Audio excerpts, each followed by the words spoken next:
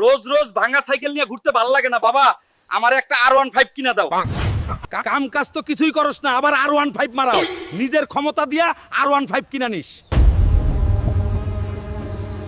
আব্বা আমারে অপমান করলো। আমি তো খালি একটা R15 কিনা চাইছিলাম, এইটার লাগি আমারে কত কথা শুনাইলো। ওরে বাবা, এইটা তো দেখতাছি সোনার ডিম। এত বড় সোনার ডিম আইলো কই থেকে? এই ডিম বিক্রি কইরা আমি R15 কিনা আব্বারে দেখাইয়া দিমু।